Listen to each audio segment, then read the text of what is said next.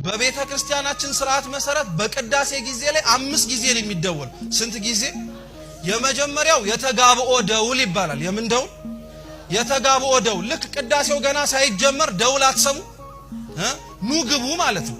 በእርግጥ ይሄ ቅዳሴው ላይ ብቻ ሳይሆን ማህሌት ሊቆም ከሆነ ሰዓታት ሊደርስ ከሆነ ልኬት አለው። ዝም ብሎ አይደበደብም። ልክ ሲመታ ያ የሚመታው ደውል የመጀመሪያው የተጋብኦ ደውል ይባላል። ይሄ ደውል የነቢያት የስብከታቸው ምሳሌ ነው። ይሄ ደውል ሁሌ የሚደወለው ሌሊት ነው። መቼ ያልኳችሁ? ሌሊት ነው የሚደወለው የተጋብኦ ደውል። ለምን ይመስላችኋል? ሌሊት የኦሪት ምሳሌ ነው፣ የጨለማው ዘመን።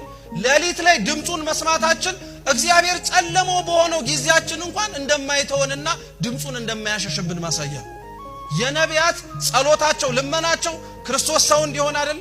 የተጋብኦ ደውል ምሳሌው ይሄ ነው። አንድ ብላችሁ ያዙ። ስንተኛ በሉ እንጂ አንደኛ። ሁለተኛው ቅዳሴውን ልንጀምር ስንል ደግሞ እንደውላለን።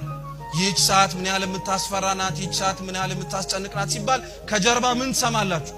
ይሄ ደግሞ የቅዱስ ገብርኤል እመቤታችንን ያበሰራት የብስራቱ ምሳሌ ነው። ምክንያቱም ከቤተ መቅደስ ወደ ቤተልሔም እየሄዱ አይደለም? ገብርኤል እስከ ላይ ተልኮ ወዴት ነው የመጣው? ወደ ታች የመጣው ከላይ ማንን ትጸንሻለሽ ሊላት ነው? እግዚአብሔርን። ስለዚህ አልቀረብንም። ሁለት ብላችሁ አዙ። ሶስተኛ ደውል የምንመታው ደግሞ ለእግዚኦታ ነው። ለመቻልኳችሁ ለእግዚኦታ ደግሞ እንመታለን። ይሄኛው ደውል ደግሞ የእመቤታችንና የቅዱስ ዮሐንስ ክርስቶስ በተሰቀለ ጊዜ ያለቀሱት የእንባቸው ምሳሌ ነው። እንባቸው እንኳን አልቀረም ቅዳሴው ውስጥ ስሙውን። አራተኛ የምንመታው ወንጌል ሲነበብ ልክ ወንጌል ተነቦ ካለቀ በኋላ ጻኡ ንዑሰ ክርስቲያን የክርስቲያን ታናናሾች የሆናችሁ ውጡ ሲባል ደውል ይደወላል። የክርስቲያን በሉ ታናናሾች በሉ እንጂ የክርስቲያን ታናናሾች ውጡ።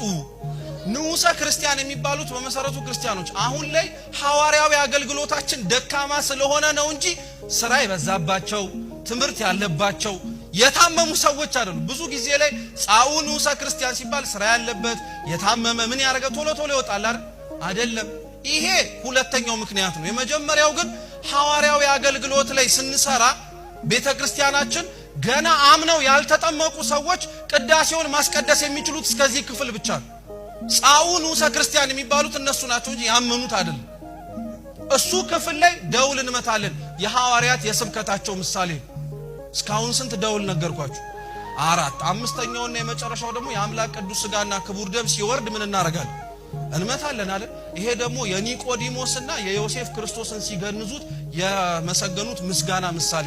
ቅዱስ እግዚአብሔር፣ ቅዱስ ኃያል፣ ቅዱስ ያውዘይ ይመውት እንላለን አይደል? ያ ኒቆዲሞስና ዮሴፍ ክርስቶስን ሲገንዙት ያወጡት የምስጋና ድምጽ አምስተኛው ደውል። ስለዚህ ይሄ እየተደወለ ወደ ቤተ መቅደስ ከቤተ መቅደስ ወጥተው ቤተልሔም ይሄዳሉ።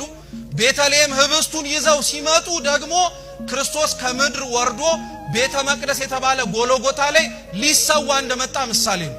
እየሰማችሁ ነው? ደከማችሁ እንዴ? በደንብ አድርጋችሁ ስሙኝ አደራ፣ ወሬ እንዳትተው። ከቤተልሔሙ ተነስቶ ወደ ቤተ መቅደሱ ሲገቡ ክርስቶስ ሰው ሆኖ ሊታረድ ሊሰዋ በጉ ወደ ቤተ መቅደስ መግባቱ ወደ ቀራንዮ ለመምጣቱ ምሳሌ ነው። እግረ መንገዳችንን ግን ዝም ብለን አንሄድም። የተሸከምነውን መሶብ እያመሰገንን እንሄዳለን። አንቲ ውእቱ መሶበ ወርቅ ንጹህ እንተ ውስቴታ መናህቡ ህብስት ዘወረደ እምሰማያት ወሃቢ ህይወት ለኩሉ ዓለም። እቺ እመቤታችን እኮ ናት። ዲያቆኑ መሶበ ወርቁን ተሸክሞ ሲሄድ መሶበ ወርቅ ተሸክሞ ይሄድ እንዳይመስላችሁ። እመቤታችን አንቺ እቺ መሶበ ወርቅ ነሽ፣ ውስጥሽ የተቀመጠው መና ክርስቶስ ነው እያለ ያመሰገናት ነው የሚሄድ። ይሄንን ሁላችንም ነው አምነን የምንናገር። ውስጥ ቤተ መቅደስ ይገባል። ዑደት አድርገው ሁሉንም ስርዓት ከፈጸሙ በኋላ በየተፈቀደላቸው ቦታ ላይ ይቆማሉ። ስሙ በደንብ